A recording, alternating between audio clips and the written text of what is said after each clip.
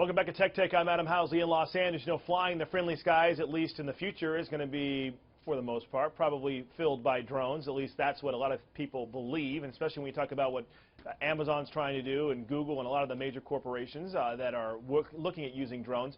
What happened at the Consumer Electronics Show last week was pretty interesting when you had some of the bigwigs really in the industry talking about drones and how to control the airspace, specifically what Amazon and Google are doing, and they didn't necessarily agree. Here to talk about it is Eric Yaverbaum. Of course, you've seen him on here before many times talking about technology. You can find him up at trumpedmag.com, also at erichopr.com, as well as the Real Yaverbaum on Twitter. Eric, appreciate you coming back and joining us to talk about this. No, it's great to be here. Thanks for having me. You know, we've heard these debates, first of all, just because you have not only the consumer use of drones, but you also have those small businesses, you know, roofers, these kind of things, trying to get the use. You have the military use, the government use when it comes to police forces and that kind of thing, and other agencies. And then, of course, you have the situation with major corporations like Amazon, who've talked about delivery into your backyard. And Intel was involved in this. The feds were involved in this. I mean, where's this going? Actually, surprisingly, I must say, because I didn't expect this, I would say in 1 to 3 years it's realistic that drones will be delivering products to your home. And what they talked about at CES, at the convention, which included, by the way, NASA and the FAA, Amazon and Google and Walmart, who gets lesser exposure over it, are both in a rush. Amazon and Google will be ready to do this before the airwaves are regulated. What they're talking about is the space from 200 to 500 feet that will be something akin to a drone highway. That's what they're attempting to do now. But here's a problem, and I think this is where this all comes back, is that you've got consumers who have drones. I mean, and 200 feet is not that high. Obviously 500 feet significantly higher. You have the situation, what happens if these drones crap out and come crashing down? I mean, because as we know, if you have a personal aircraft, unless you're in short final or have some specialized reason, you have to be, I believe, above 2,000 feet over residential areas. I mean, can they fly over schools? I mean, there's a lot of questions, of course, that need to be answered. I mean, obviously the major corporations will have some sort of input, but they obviously, or I would assume, they would not have the final say in any of this. Oh, no, they won't have the final say because they don't regulate, you know, the air. What they will have is the best technology and the finest drones that you'll ever find before they're ever delivering. I mean, today, all sorts of hobbyists and enthusiasts are using drones. There's actually rules. You have to be able to see your drone. You're not allowed to fly it over somebody's house. You're not allowed to fly it over a person. There actually is rules that people may or may not be aware of.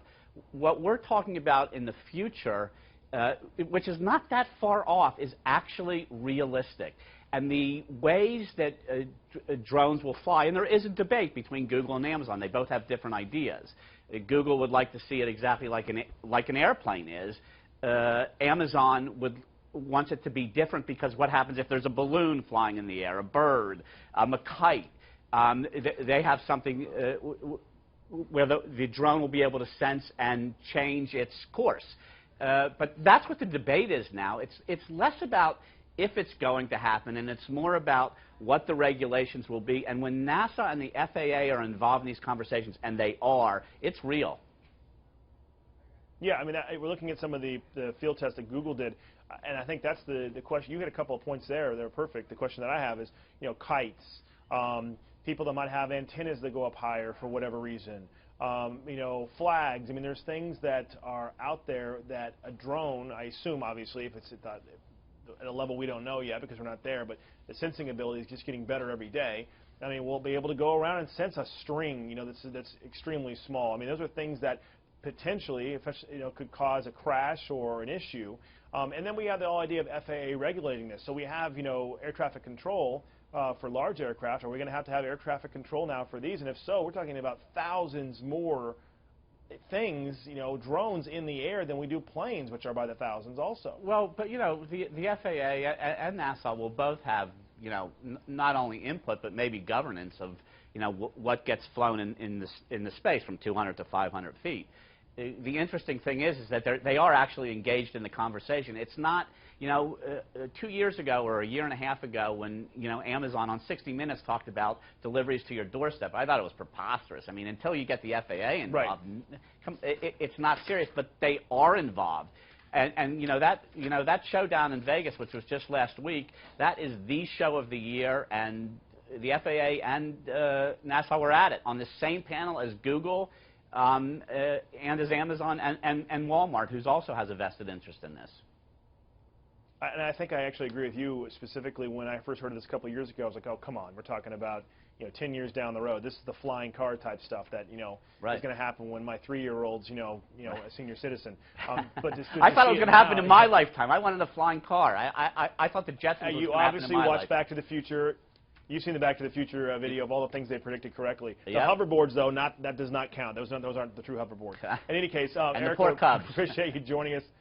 Yeah, no, good. It's good information. It's good, and we'll continue to follow this because obviously there's a lot of questions involving this. Being here and even in LA, trying to see one of these drones land in some people's backyards with all the wires everywhere. I'm curious to see how that's going to go. And the first time they go into a power line and shut down energy for an entire neighborhood is going to be interesting. So there's a lot of questions there. I assume they're going to be answered at some point, but we'll stay with it. And Eric, we appreciate you joining us. Great to be here.